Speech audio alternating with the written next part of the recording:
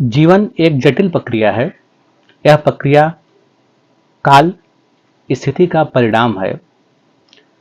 असीम काल से यह संभावना जुड़ी हुई है। तुम्हारा आज उस अतीत से जुड़ा हुआ है।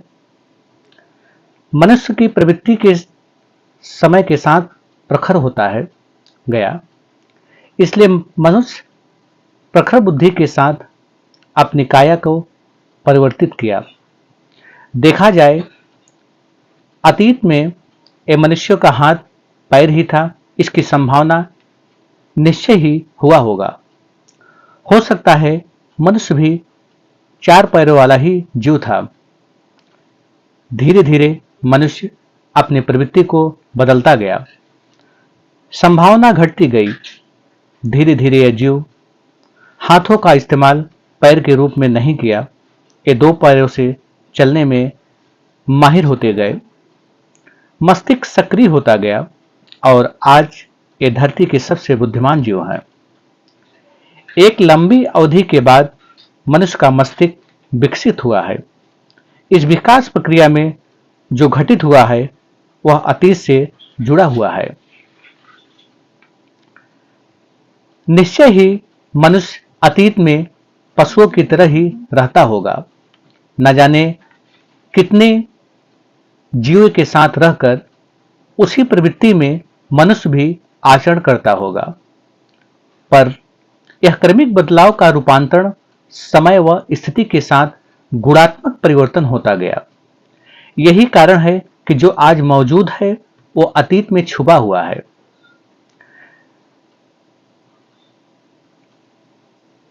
इस जीवन प्रक्रिया में काल का रूपांतरण हो रहा है।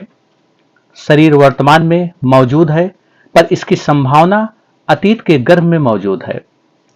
वर्तमान में जो मौजूद है वो अतीत में सिमट भी जाएगा। जो दिख रहा है वो अतीत का ही रूप है। तुम पहले भी मौजूद थे, अब भी मौजूद हो। फर्क सिर्फ इतना ही है, जीवन चक्र का फासला है। तुम्हारा अतीत ही तुम्हारा वर्तमान है। जीवन अतीत से गुजरकर वर्तमान में अपना रूप लेता है। इस फासले में जीवन चक्र का प्रक्रिया निहित है।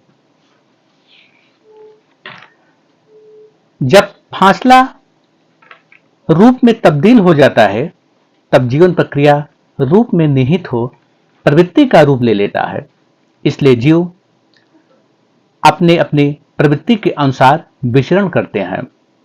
इसलिए जीवन के दो घटक हैं, अतीत में प्रक्रिया, वर्तमान में प्रवृत्ति। यह जीवन दो घटकों का खेल है। इस प्रक्रिया में काल, स्थिति और असंभावना निहित है। इसलिए तुम्हारा होना समय, स्थिति व परिणाम का घोतक है। जो आज है वह अतीत में भी है, इसलिए मृत्यु वर्तमान में घटता है। अतीत में इसका कोई प्रभाव नहीं है। अगर मनुष्य चाहे तो अपने अतीत में पहुंच सकता है, वहां से अपने स्वरूप पर मृत्यु घटित होता हुआ देख सकता हो। स्वयं को मृत्यु के बाहर देख सकते हो, क्योंकि जो वर्तमान में मौजूद है नष्ट वही होता है।